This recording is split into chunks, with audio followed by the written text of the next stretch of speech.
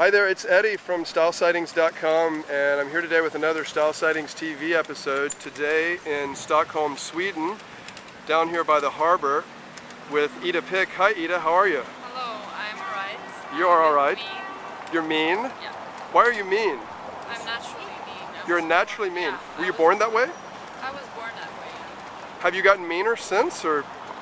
No, I've always been. Always been that way. It's funny. I think of you as being nice, but maybe I'm mean too. Yeah, I'm a combination of nice and mean. Depends on my mood. It depends on the day. Absolutely. Depends on how much you're speaking to. Who you're speaking to. Yeah. I thought it might depend on how much you're being paid, you know? Like models don't get out of bed for less than $10,000 a day. Well, that's not me. I work for free. You're cheap. Ida, we're here for Stockholm Fashion Week. It's the last day, Stockholm Fashion Week by Burns. What did you think of that this season? Yeah, it was good. It was smaller due to the finance crisis, naturally. But the brands that actually showed were, yeah, they were good. What was your favorite show, maybe? I liked the local firm, and Cheap Monday was good. They have a new head designer, Sophie Bach. So it was a bit rawer, a bit tougher, so I liked it. And I liked the atmosphere where they were in a big, like... Their venue? Yeah, I wrote about that on my blog. It was out at this, it used to be an old Ericsson telephone factory, and now it's the art school out there. So cool and industrial looking. I thought, you talk about Sophie Bach and bringing this even more of a raw element to Cheap Monday. I thought the venue really suited that as well. Absolutely. Yeah, it's so important, these kind of things. It's one reason why I want to do your interview down here by the harbor. It's nice to just see, it's nice to have these sorts of backgrounds that add a nice element to whatever it is you're doing. So speaking of doing things, what is this t-shirt line? Let's look at the shirt you're wearing today, first of all. What does this say on the front? I was anorexic. Yes, how about the back? It's something on the back as well? But I'm okay now. I see. Well, people will want to know, were you ever anorexic? No, I wasn't.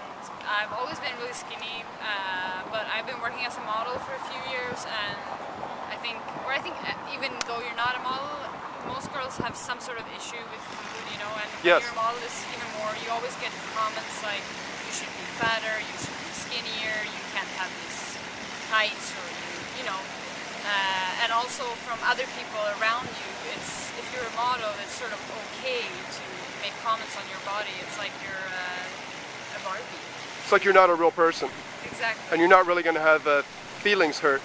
No, and I don't think that's okay. I mean, I have a blog for Swedish Al, and I posted some pictures of myself. That's how it all started as a model, and I got really nasty comments like, oh, you're so skinny, or you're anorexic, and stuff like that. And so I made a shirt like I was anorexic, but I'm okay now, to like provoke with them. And yes. I got some really, people got really upset, or some people was really, you know, they felt with it, and some were really upset.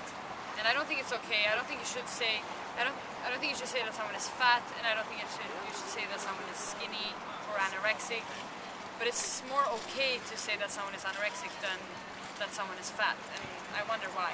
Yes, I know. I've gotten these comments on my blog where people are talking about, oh, someone is anorexic, or they're obviously anorexic, and commenters feel free to say that, but they would almost certainly not say, oh, someone is so fat. And I think, I get the feeling it must be that people think if you're skinny and beautiful, your life is so trouble-free that you can take abuse. You have no other trouble in your life. Whereas they wouldn't think that about an overweight person. They probably think this person has trouble already, so they want to leave them alone and not... I think everyone should be left, all people's bodies should be left alone. No matter if you're fat or skinny or half skinny or fat. You can think that someone is fat, that's okay. Everyone thinks that. Or you can think that someone looks anorexic. But you should keep it for yourself. It's no one else's really business to have an opinion about that, is it? I don't know. I mean, not a vocal opinion, no, you know? Maybe not. Everyone has these opinions to themselves, of course. You're going to start selling these shirts and other pieces as well. I mean, we know you as a model and as a blogger for Swedish Elle and just as an it girl, but now you're going to be a fashion designer. Yeah. When's that launching? Tell me about that. It's launching in August. I shot a campaign with a photographer called Julia Hetta. So we will have an exhibition during August, and it's all garments are vintage from the Swedish Armed Forces, and it's a series of statements and stuff. So yeah.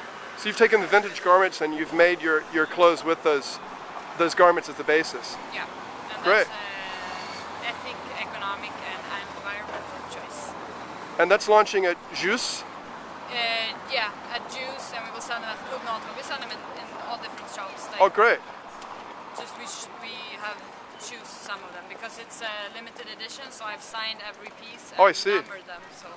Well, we look forward to seeing that and look forward to seeing you again as well. There's more I want to chat with you about, but we'll do that next time. And we'll see you again soon, hopefully in Paris or New York. Absolutely.